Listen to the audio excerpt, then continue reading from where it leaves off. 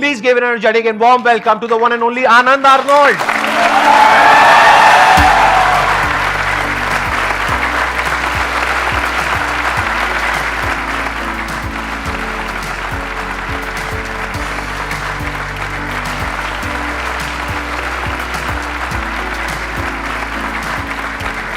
कैसे हैं जी आप?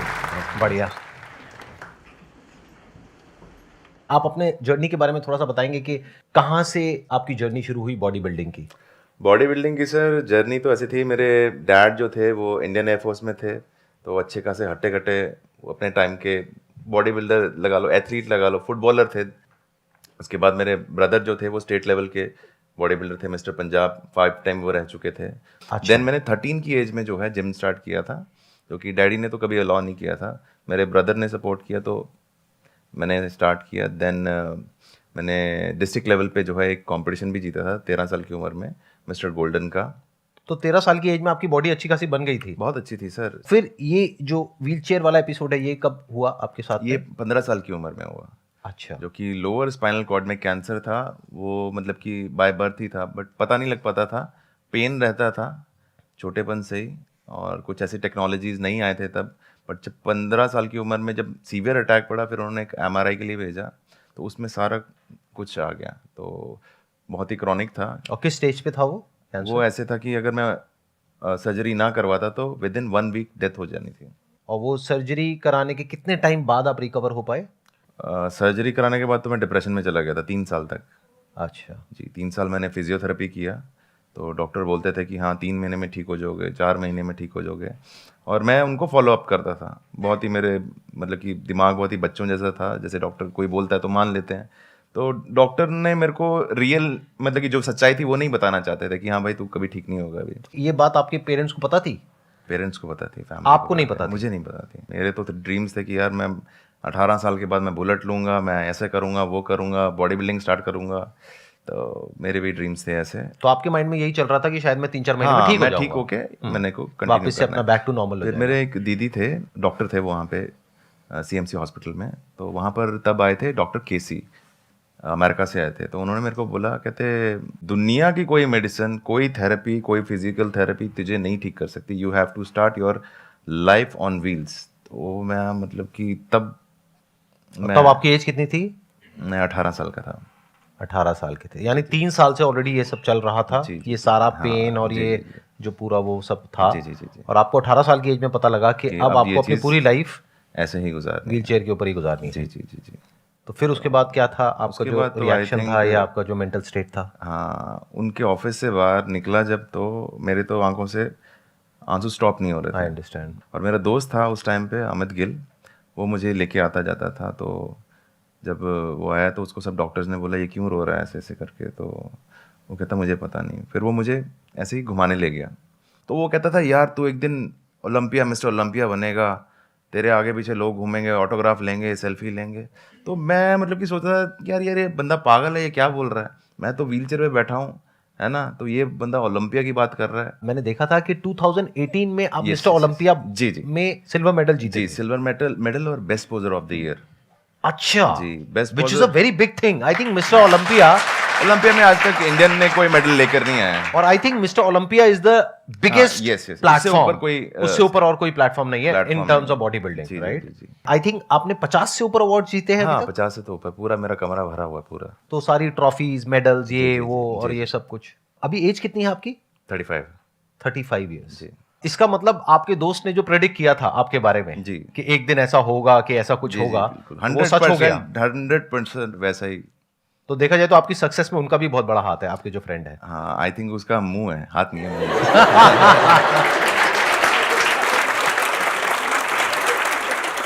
इनकी इस बात से आप आइडिया लगा सकते हो कि लाइफ में एक पॉजिटिव एनवायरनमेंट कितना जरूरी होता है जब हमारे साथ में कुछ बहुत बुरा हो रहा होता है।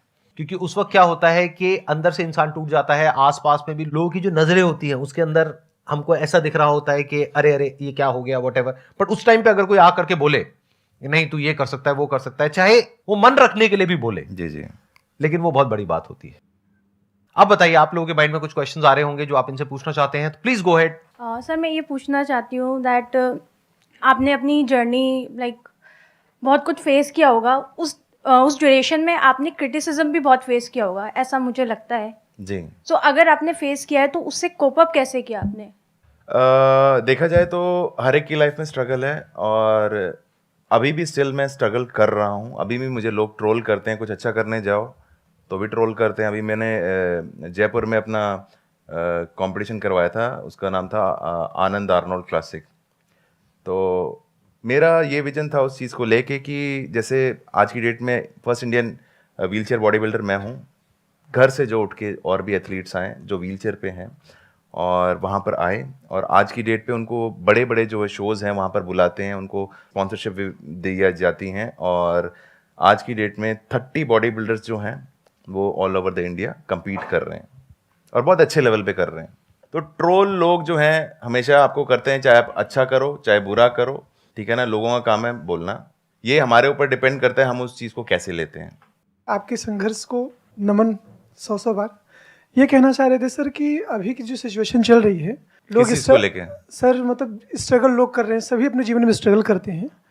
तो सर अब ऐसा होता है कि कभी डिमोटिवेट होते हैं लोग, बच्चे हैं और लोग हैं जो पढ़ रहे हैं अपने अपने फील्ड में।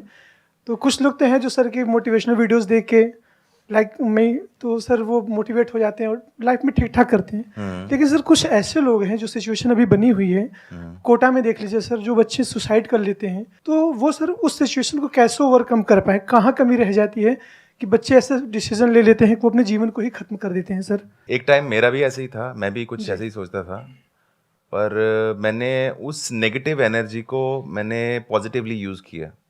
जब हम पेन में होते हैं ना, तब हमारे में इतनी ज़्यादा ताकत आ जाती है कि आपने सुना होगा कि पहाड़ को भी एक बंदे ने काट दिया था। जी। तो वो बंदा उस पेन में था, उसका एक सोच थी कि उसने उस चीज़ को पूरा कंप्लीट किया।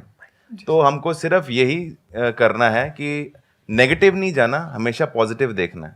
मेरी ज़िंदगी में था कि ये चीज़ नहीं थी, दांतों में पावर नहीं है पर हाथों में तो है ना, तो आज आपके सामने हूँ, देख लो। बिग राउंड ऑफ अप्लॉज है। सर मेरा कोई क्वेश्चन नहीं है, मेरा बस एक छोटी सी रिक्वेस्ट है। सर आप एक्चुअली मैं यहाँ पे मतलब कि मोटिवेट तो मैं सर वीडियो देख के भी हो जाता हूँ, तो मैं यहाँ कुछ स्किल सीखने आया हूँ। वो है सर मेंटलिज्म का, जो आप कुछ दिन से एक्ट परफॉर्म कर रहे हैं यहाँ पे। उसकी मेरी फीस है 1.5 लाख रुपए।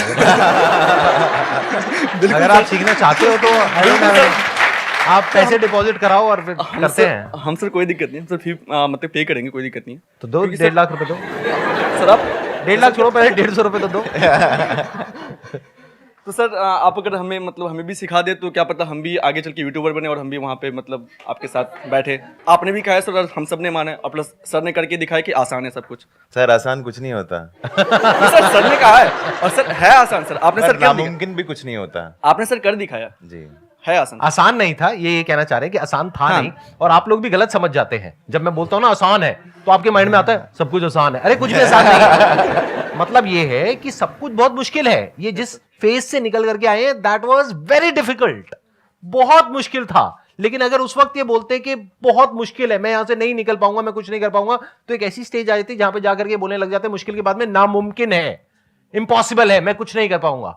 अगर ये उस वक्त अपने आप को बोले आसान है, और अगर वो झूठ भी है, और अगर ये माइंड में बैठ जाए कि नहीं आसान है, मैं कुछ कर सकता हूं, कर सकता हूं, कर सकता हूं, तो वहां से एक थॉट प्रोसेस चेंज होने की पॉसिबिलिटी पैदा हो जाती है। जी।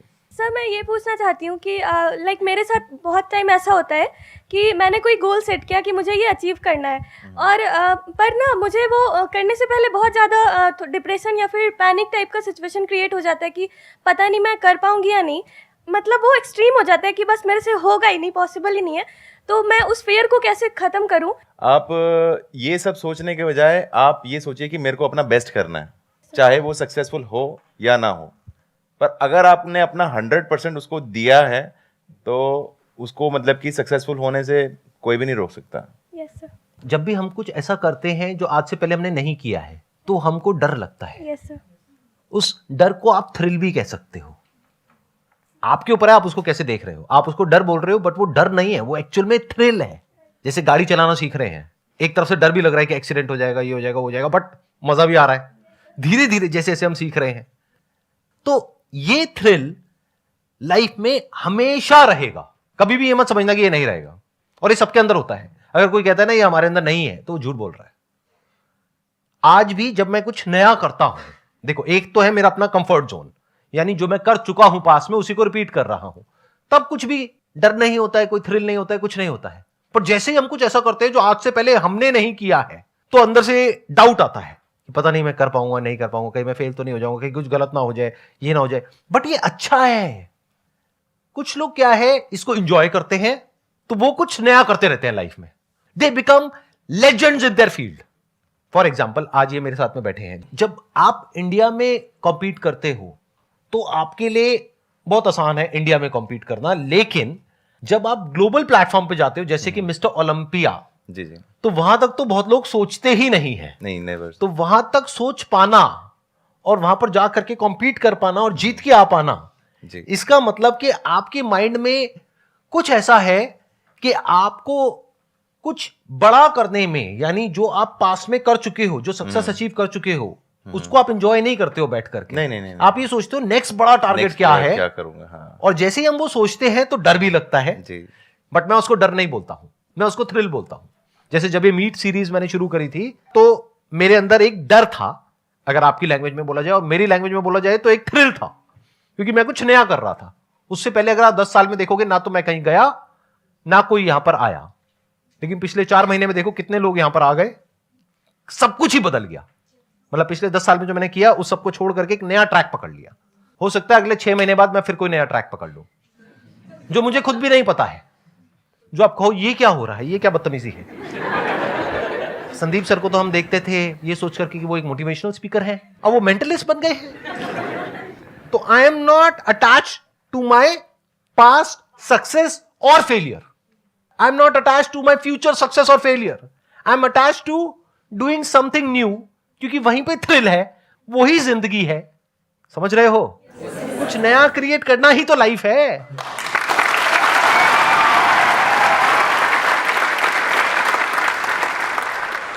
सर मेरा क्वेश्चन ये है कि सर लाइफ में हर बार प्रॉब्लम्स तो आती है, बट उसे सॉल्व करने के लिए आदमी को थोड़ी देर के लिए सोचना पड़ता है हर एक चीज़ को। और कई बार सर ऐसा होता है कि जब हम प्रॉब्लम को सोचते हैं उसमें 1 घंटा लगता है, कभी कभी बड़ी रह गई तो सर, या फिर हो सकता है कि 1 दिन भी लगे। बट सर एक प्रॉब्लम कई बार ऐसी भी निकलती है कि वो प्रॉब्लम आने वाले कुछ दिनों के लिए या फिर सालों के लिए 10 प्रॉब्लम क्रिएट करके लेके आती है। यानी कि 1 साल के लिए, 2 साल के लिए, हो सकता है सर कि पूरे लाइफ के लिए भी अटकना पड़ जाए, ऐसी सिचुएशन क्रिएट होती है। शादी हो गई क्या आपकी? होने के सर नहीं, उससे बड़ी प्रॉब्लम कोई नहीं है। प्रॉब्लम जो है वो इतनी खराब लूप क्रिएट करके देती है कि उसकी वजह से हम ना लाइफ में आगे बढ़ पाते और जी, ना उस प्रॉब्लम को भी सॉल्व कर पाते और एक स्टेट में अटक जाते। आपको एक बात बताऊं, कोई भी ऐसी प्रॉब्लम नहीं है जिसको सॉल्व ना किया जा सके। हाँ, सर। अगर फिर भी आप अपने माइंड सेट से उसको नहीं क्लियर कर पा रहे हैं, तो आप किसी और का सजेशन ले सकते हैं। लाइक सर जो हैं, इतने बड़े मोटिवेशनल स्पीकर हैं। नहीं सर, प्रॉब्लम क्या है वो तो मतलब इतनी प्रॉब्लम क्रिएट हो गई है एक ही प्रॉब्लम की वजह से। कौन सी प्रॉब्लम है वो? कौन सी प्रॉब्लम है जिसकी वजह से प्रॉब्लम क्रिएट हो गई? उस लड़की को छोड़ क्यों नहीं देते?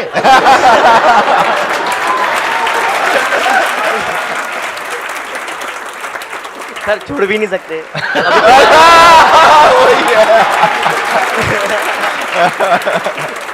अभी तो छोड़ सकते हो, शादी नहीं हुई है। नहीं नहीं सर, वो प्रॉब्लम नहीं है सर। फिर क्या प्रॉब्लम है सर? सर अब कैसे समझाओ सर, वो समझा नहीं, नहीं समझाओ पा रहा। ना सर। इसीलिए सर आपको पूछ रहा हूँ कि अगर कोई ऐसी प्रॉब्लम आती है या फिर आ चुकी है तो मतलब आप कह रहे हो एक प्रॉब्लम आ गई, हाँ, सर। वो प्रॉब्लम एक लड़की है, और उस प्रॉब्लम की वजह से 10 प्रॉब्लम्स और आने वाली है, नहीं, यानी कि सर। बच्चे नहीं सर, बिना शादी के, नहीं सर। या शादी के बाद। सर लड़की प्रॉब्लम नहीं है आप क्लियर बताओ प्रॉब्लम क्या है? सर। बस प्रॉब्लम एक पर्सन नहीं है, प्रॉब्लम पैसे प्रॉब्लम हो गई सर, जैसे कि पैसे। जैसे कि अभी- नहीं, एक्चुअल में बताओ प्रॉब्लम क्या है? एक्चुअल में सर, एक्चुअल में क्या प्रॉब्लम सर है? वो प्रॉब्लम की वजह से इतने प्रॉब्लम्स क्रिएट हो गई है कि अभी उस प्रॉब्लम को भी सर्च करने के लिए भाई, मुझे सोचना पड़ेगा सर कि मेन एक प्रॉब्लम मिनट। कहाँ क्रिएट हुई चलो थी। आप सिर्फ कैटेगरी हाँ। बता दो उस प्रॉब्लम की क्या है। सर कैटेगरी प्रोफेशनल कैटेगरी है सर, प्रोफेशनल यानी कि फ्यूचर आने वाली। नहीं सर, जैसे कि सर अभी मैंने आज से 1 साल पहले सर स्टार्टअप शुरू किया है मेरा, तो उसकी वजह से सब प्रॉब्लम क्रिएट हो रही है। जैसे कि अब आए ना पॉइंट पे। हाँ, ठीक है। तो आपने स्टार्टअप शुरू किया। स्टार्टअप शुरू किया सर, तो उस स्टार्टअप के लिए सर थिंक करना पड़ता है हर एक चीज को कि कैसा क्या करना होगा, आगे हाँ। जाके क्या करना होगा। हाँ, तो उस चीज को करते करते सर थोड़ा बहुत टाइम बीतता है। हाँ। उसकी वजह से स्टार्टअप शुरू करने के बाद जितने भी हमारे पैसे होते वो तो हमें लगाने ही पड़ते। तो सर पैसे खत्म हो गए उसके बाद में। तो स्टार्टअप आपने अपना किया, वहां से पैसे खत्म हो गए, तो पैसा प्रॉब्लम है ना। सब पैसा प्रॉब्लम है और साथ ही में पैसा खत्म हो गया तो सर एम्प्लॉय भी मैं problem समझ है। गया, वही पैसा हाँ। खत्म हो गया, वो हाँ। प्रॉब्लम है, वो अकेले आपकी नहीं है, यहाँ पे बहुत लोगों की और है नहीं प्रॉब्लम। सर, मैं इसीलिए कह रहा हूँ सर, पैसा प्रॉब्लम नहीं है। हाँ। सर प्रॉब्लम ये है कि मेन प्रॉब्लम जहाँ से शुरू होती है सर, ठीक है। इतना प्रॉब्लम वर्ड मैंने आज तक जिंदगी में नहीं सुना अपने किसी सेशन में। मेरे को लगता है जब ये वीडियो एडिट होगी ना अजय, तो वहां पे नीचे काउंटडाउन लगाना प्रॉब्लम का। प्रॉब्लम 1 2 3 400 500 600 बढ़ता जा रहा है काउंटडाउन। हाँ बताओ और सर, प्रॉब्लम क्या है। सर हाँ। डिसीजन लेने के लिए समय इसलिए लगता है सर, क्योंकि कई बार ऐसा होता है ना कि प्रॉब्लम इतनी बड़ी रहती है 501 कि उसका सोल्यूशन ढूंढने के पहले सर 2 मिनट के लिए सोचना पड़ता है कि अगर ये सोल्यूशन गलत हो गया तो हो सकता है आगे जाके इसी की प्रॉब्लम की वजह से और 502 प्रॉब्लम आ जाए। बस भाई बस एक मिनट शांत। अभी आपने अपनी एक प्रॉब्लम बताई, मेरे भी माइंड में प्रॉब्लम सुनो, पैसा कमाने के 2 तरीके हैं, स्टार्टअप या फिर जॉब कर सकते हो। जब पैसा कमाओगे तो पैसे की वजह से जो प्रॉब्लम्स क्रिएट हुई है तो पैसे से सॉल्व हो जाएगी। अब आप कह रहे हो उसकी वजह से और प्रॉब्लम्स हो गई है, उन प्रॉब्लम्स के लिए कुछ एक्सपर्ट्स हैं, जैसे कोई डॉक्टर है, ये है वो है, तो उनके पास जाओ, उनसे जाकर के डिस्कस करो, तो वो वहां से सॉल्व हो जाएगी। हाँ सर, मैं ये चाहता हूँ कि आगे जाके कोई भी ऐसी प्रॉब्लम में फंसू ही ना, या फिर उस लूप में ना फंसना चाहता हूँ मैं सर। ऐसा कभी नहीं होगा, फंसोगे फंसूंगा ही मैं, फंसोगे ही, फंसने वाला हूँ फंसने ही वाले हो। सर। उसका कोई और ये नहीं है, आंसर नहीं होती। सब फंसते हैं। तो सर अभी फंसने की वजह से सर वही अटक के रहना है, मतलब नहीं वहां अटक के नहीं रहना है, आगे बढ़ना है ना। ये भी फंसे थे ना एक प्रॉब्लम में। हाँ। आपकी लाइफ में इतनी बड़ी प्रॉब्लम तो नहीं आई ना जितनी बड़ी इनकी लाइफ में आई थी। नहीं है सर। नहीं आई ना। हाँ, नहीं तो आई। ये जब फंसे उस प्रॉब्लम में निकल गए ना, हाँ। तो आप क्यों नहीं निकल सकते। निकल तो सकता हूँ सर, मैं ये कह रहा हूँ कि सर टाइम। एक मिनट सर, आप कुछ कहना चाहेंगे।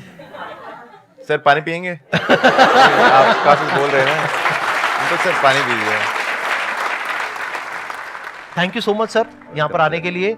आपसे मुझे बहुत इंस्पिरेशन मिली, बहुत कुछ सीखने को मिला। आई एम श्योर आप लोगों को भी बहुत कुछ सीखने को मिला होगा। Wish you all the best. Thank you so much ji, thank you so much.